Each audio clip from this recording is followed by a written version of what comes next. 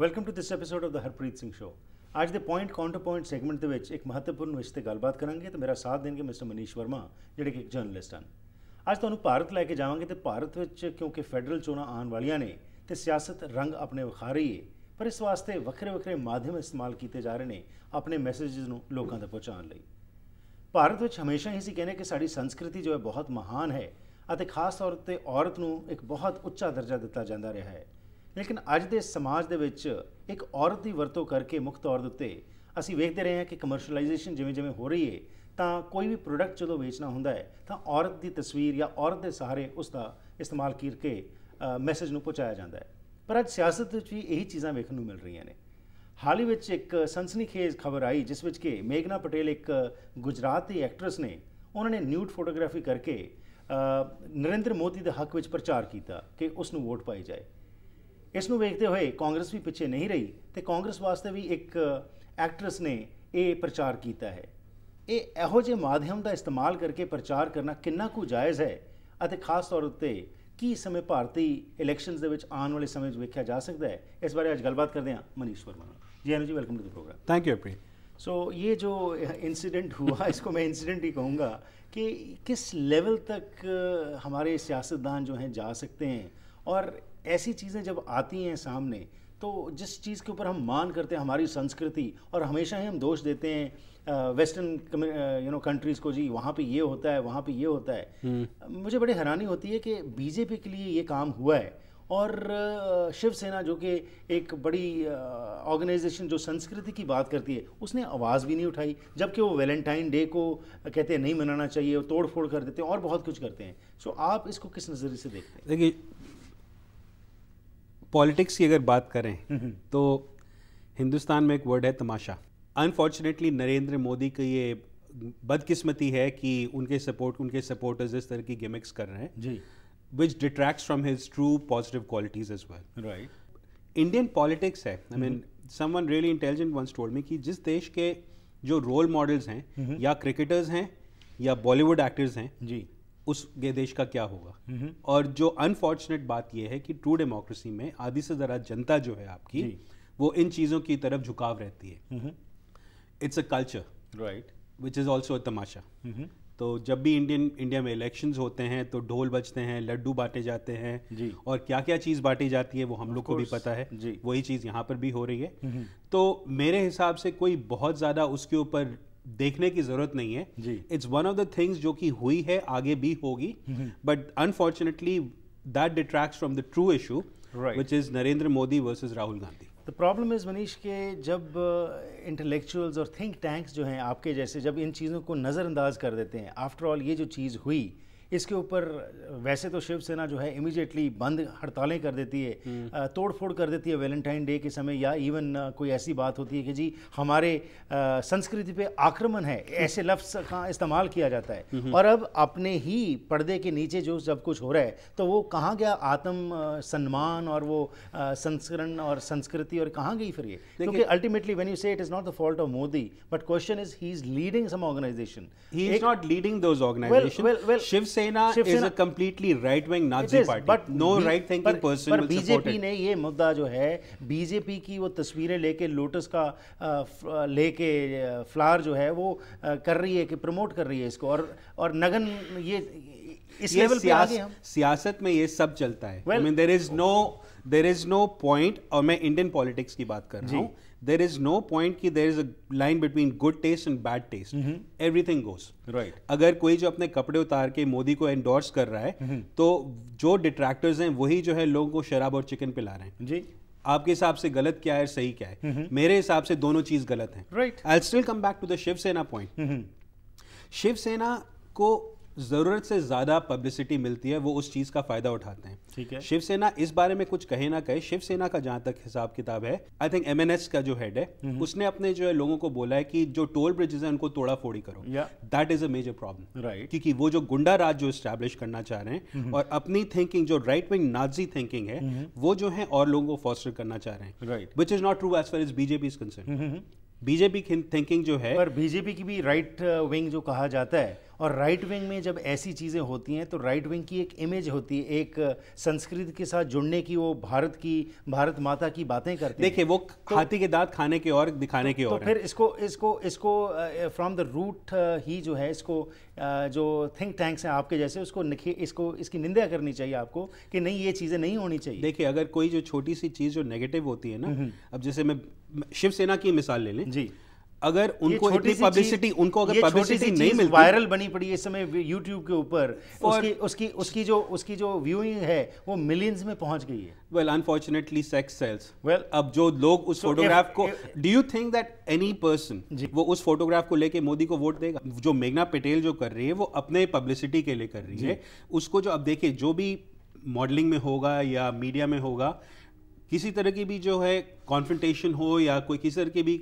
मतलब जो क्वेश्चनेबल कोई चीज हो जी, उससे पब्लिसिटी ज्यादा मिलती है। आपने कहा सेक्स सेल्स, तो इसके लिए अब सियासत में, भारतीय सियासत में अब सेक्स का इस्तेमाल करके, तो इसका मतलब आने वाले समय में जो मर्जी जो कुछ इंटीमेट पिक्चर्स भी, you are extrapolating something which is nothing. I am not extrapolating but I am try to bring के हमारी संस्कृति का किस तरफ जा रही है, बिकॉज अल्टीमेटली तो वही बात आ गई कि सेक्स सेल्स, आपने जैसे कहा कि ये पहले हम देखते थे विज्ञापनों में, शराब की कोई हो प्रमोशन या कोई और चीज़ हो या वैसे कुछ हो, अब यही संस्था जो हैं ये अपोज करती हैं, फैशन शोज को भी करती हैं। बीजेपी ने जो है खुद आके बोला है कि they have nothing to do with this photograph, so why don't they withdraw it then? Because it's not BJP's photograph. Well, it's Meghna's photograph. मेरी कोई तस्वीर लेके कुछ जो मर्जी कर ले तो क्या मैं उसको बोलूंगा नहीं कि इस तस्वीर को वापस नहीं करो? देखिए जो फोटोग्राफ छपी है वो जो है मिड डे जैसे अखबार में छपी है, उसका बीजेपी से कुछ लेना देना है ही नहीं। मिस्टर मनीष, मेरा ये सवाल है कि बिल्कुल उनका कोई लेना देना नहीं है, इसका मतलब कोई भी कुछ कर जाए तो वो चुप करके बैठे रहेंगे। लेकिन आज के भाई BJP is already said that they are not responsible, they got nothing to do with this photograph. Congress भी पीछे नहीं, बाय द वे, क्योंकि उन्होंने देखा कि मोदी के लिए ये प्रचार टॉपलेस हो रहा है तो उनके लिए भी एक फिल्म एक्ट्रेस, बहती गंगा, जो हिंदुस्तानी इंडिया की जो पॉलिटिक्स है वो बहती गंगा और तमाशा पॉलिटिक्स है।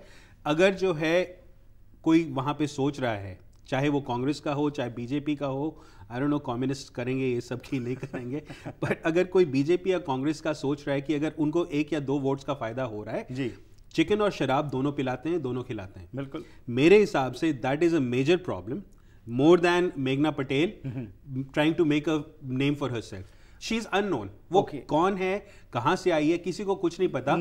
अनफॉर्चुनेट बात यह है कि आप और मैं हम उसको डिस्कस कर रहे हैं। Nobody wants to know the name, but she's not even worth discussing it.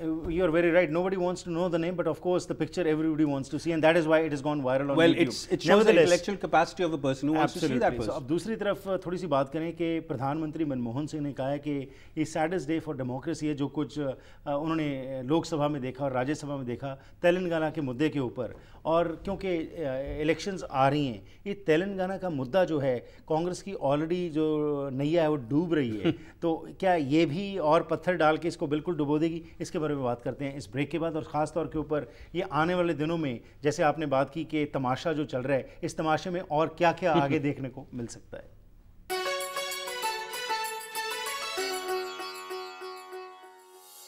ਭਾਰਤੀ ਸਿਆਸਤ ਬਾਰੇ ਗੱਲਬਾਤ ਚੱਲ ਰਹੀ ਹੈ ਪੁਆਇੰਟ ਕਾਊਂਟਰ ਪੁਆਇੰਟ ਸੈਗਮੈਂਟ ਵਿੱਚ, ਅਤੇ ਖਾਸ ਤੌਰ ਉੱਤੇ ਇਲੈਕਸ਼ਨਸ ਨੂੰ ਮੁੱਖ ਰੱਖ ਕੇ ਜਿਸ ਤਰੀਕੇ ਦਾ ਤਮਾਸ਼ਾ ਵੇਖਣ ਨੂੰ ਮਿਲ ਰਿਹਾ ਹੈ, ਉਸ ਸੰਬੰਧ ਵਿੱਚ ਬ੍ਰੇਕ ਦੇ ਪਹਿਲੇ ਹਿੱਸੇ ਵਿੱਚ ਅਸੀਂ ਗੱਲਬਾਤ ਕੀਤੀ। ਹੁਣ ਫੋਕਸ ਕਰਾਂਗੇ ਥੋੜੇ ਜਿਹੇ ਇਸ਼ੂਜ਼, ਥੋੜੇ ਜਿਹੇ ਚੈਲੰਜਸ, ਥੋੜੇ ਜਿਹੇ ਅਚੀਵਮੈਂਟਸ ਜਿਹੜੀਆਂ ਸਰਕਾਰ ਦੀਆਂ ਜਾਂ ਵਿਰੋਧੀ ਪਾਰਟੀਆਂ ਦੇ ਇਸ ਸਮੇਂ ਦੇ ਦੌਰਾਨ ਰਹੀਆਂ ਨੇ, ਅਤੇ ਇਹ ਜੋ ਇਲੈਕਸ਼ਨਸ ਹੋਣ ਜਾ ਰਹੀਆਂ ਨੇ ਉਸ ਵਿੱਚ ਨਰਿੰਦਰ ਮੋਦੀ ਤੇ ਰਾਹੁਲ ਗਾਂਧੀ ਦਾ ਜੋ ਰੋਲ ਹੈ ਉਸ ਬਾਰੇ ਵੀ ਕੁਝ ਗੱਲਬਾत ਕਰਦੇ हैं। जी Manish ji, so how much influence आप समझते हैं कि ये जो तेलंगाना का मुद्दा जो है और जिस तरीके से ये बिहेव कर रहे हैं पार्लियामेंट में, ये इसका असर और कांग्रेस की ये डूबती नैया जो कहा जा रही है इस समय उस पर पड़ सकता है?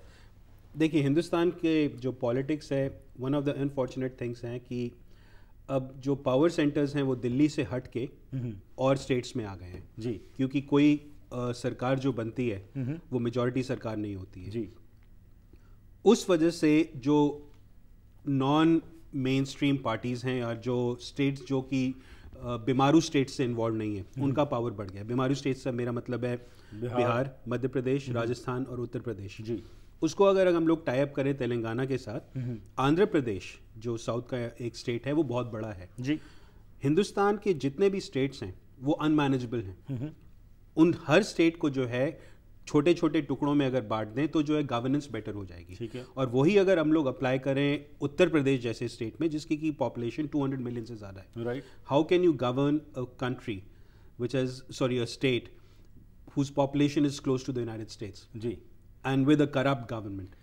That is a major issue. Already politicians और जो रेड टेपिज्म और जो ब्यूरोक्रेसी का समस्या है वो हम देखते हैं कि हर एक कोई जो है छोटी छोटी स्टेट्स में, उसके अंदर फिर डिस्ट्रिक्ट्स होंगे, डिस्ट्रिक्ट्स के अंदर फिर आगे ज़िले होंगे, और ये सारी चीज़ें जो हैं ये ऑलरेडी एक सिस्टम जो है जो ख़राब हुआ है। क्या आप समझते नहीं कि ये और बीमारी बढ़ेगी इंस्टेड ऑफ डिवाइडिंग? नहीं, मेरा अपनी जो जिस प्रोविंस को मैं बिलोंग करता हूँ, उत्तराखंड जी, जब से उत्तराखंड यूपी से दूर हुआ है उसकी जो है इकोनॉमी बेटर हुई है, एजुकेशन बेटर हुई है, सोशल इंफ्रास्ट्रक्चर बेटर हुआ है। जितने आपके यूनिट्स छोटे होंगे उतना ज़्यादा बेटर गवर्नेंस होगी geographically and population wise. Narendra Modi की जब बात करते हैं तो नरेंद्र मोदी को अब तो लग रहा है जैसे जो पोल्स आ रहे हैं, सर्वेक्षण आ रहे हैं, उसमें कहा जा रहा है कि he might be the next prime minister, और उसके जो रिजल्ट्स हैं उसके तेवर जो हैं अमेरिका के भी अब बदल रहे हैं। एक समय था जब उनको वीज़ा नहीं दिया जा रहा था, और अब तो जो हैं हमारे एम्बेसडर जो यूएसए के हैं वो उनके जाके मिलने की अमेरिका भी, और अमेरिका भी उस बहती गंगा में आना चाहता है। हाँ। तो नरेंद्र मोदी की जो सिचुएशन है, जो वो पॉलिसीज़ ला रहे हैं और जो कुछ कह रहे हैं, इसका आप किस नज़रिए से देखते हैं? इसका क्या भारत को ये जो इस समय सिचुएशन बनी है, क्या वो दोबारा इकोनॉमी की जब बात करते हैं या ओवरऑल जो इमेज है भारत की उसको बेहतर कर सकेंगे? देखिए, let me go on record in saying I am not a Modi supporter but I am not a detractor either, right. Facts on the ground अगर देखें, मोदी जैसा बेटर एडमिनिस्ट्रेटर हिंदुस्तान में पिछले सालों में नहीं मिला है। गुजरात का जो हाल मोदी ने किया है पॉजिटिवली, वो और कोई स्टेट का जो है चीफ मिनिस्टर नहीं कर पाया है। ठीक है। His problem, the albatross around his neck is 2002, the Godhra riots, post Godhra riots in Gujarat जी, he did not handle it well। ठीक है। अब लोग कहते हैं कि पुलिस को मतलब जुडिशरी ने उसको बरी कर दिया है। I don't believe that, because Hindustan में जो है जुडिशरी इंडिपेंडेंट है पर फिर भी खरीदी जा सकती है, right. He made some bad decisions at that moment, but we need to move beyond that. Will the Muslim community accept? Will the Muslim community accept? Probably they will, because Gujarat में, I'm sorry to say this, but the Sikh community is actually elected Congress chief ministers. ठीक. What is so different? On the basis of what? I mean, the Congress government was in power when the attack on the Golden Temple happened. The Congress government was actually responsible for the 1984 riots. Right. Congress government के अपने politicians थे जिनको कि कांग्रेस ने छुपा के रखा हुआ है। सज्जन कुमार बरी है, जगदीश टाइटलर को कुछ नहीं हुआ है। ठीक। अगर सिख जो हैं कांग्रेस गवर्नमेंट को पंजाब में सपोर्ट कर सकते तो मुसलमान मोदी को क्यों नहीं सपोर्ट कर सकते? दूसरी तरफ जो आपने कहा कि एज अ स्टेट्समैनशिप स्पिरिट जो दिखाई गई पिछले समय में मिस्टर मोदी की तरफ से, जो उन्होंने गुजरात में उन्नति हुई, वो एक मिसाल बन गई पूरे हिंदुस्तान। बिल्कुल बनी। दूसरी तरफ हम देखते हैं राहुल गांधी को, तो राहुल गांधी का वो जो बचपना है, और चाहे वो he is educated from the best institution, पर वो उसको आगे ला नहीं सक रहे, वो कम्युनिकेट नहीं कर सक रहे, बता नहीं सक रहे। और कांग्रेस का ये हाल हो गया कि कांग्रेस अभी तक प्राइम मिनिस्ट्रियल उम्मीदवार जो है वो नहीं ला सका है। अब ये भी एक बड़ी एक डाइसी सी सिचुएशन बनी पड़ी है। जब कहा जा रहा था, मनमोहन सिंह ने कहा था कि अगली बार जो है राहुल गांधी आगे आने चाहिए, यहाँ तक वो आगे, लेकिन सोनिया गांधी ने राहुल गांधी को पीछे ही कर लिया है। तो अब ये सारी सिचुएशन जो है, इसको आप कांग्रेस के जो कुछ चल रहा है उसको किस नज़रिए से देखते हैं? राहुल गांधी ने one of my old colleagues Arnab Goswami, who is the head of Times television right now ji, उनके साथ एक 1.5 घंटे का इंटरव्यू किया, जो कि पहला इंटरव्यू था, राइट। और अर्नब ने जो सवाल पूछे, घूम फिर के राहुल गांधी का 2 चीज़ें थी, social empowerment and women's rights. That's right. कोई भी सवाल जो पूछा गया उसके ऊपर जो human empowerment, basic empowerment and women's rights के बारे में बात करी, जो कि हर पॉलिटिशियन करता है, घूम फिर के जो पॉलिटिशियन को कहना पड़ता है वो खुद ही बोलेगा। राहुल गांधी को जो है इमेज ओवरहॉल की जरूरत है। जैसे कि नरेंद्र मोदी की जो इमेज जो बन गई है, उनके नरेंद्र मोदी को बनाने वाले जो हैं उनके पीछे पूरी टीम है जो कि उनके पब्लिसिटी कैंपेन हैंडल तो कांग्रेस की भी होगी, पर कांग्रेस की जो पब्लिसिटी टीम है, पर्सनल जो एक करिश्मा होता है, पर्सनल ऑडेसिटी होती है, पर्सनल बोलने का तरीका होता है, नॉलेज होती है, शायद उसमें Rahul Gandhi is no comparison to he is not so what my thinking is this, sooner or later जी आज या कल प्रियंका गांधी को आगे आना पड़ेगा, because she has more charisma than Rahul, but she also carries some baggage in the form of Mr. Vadera.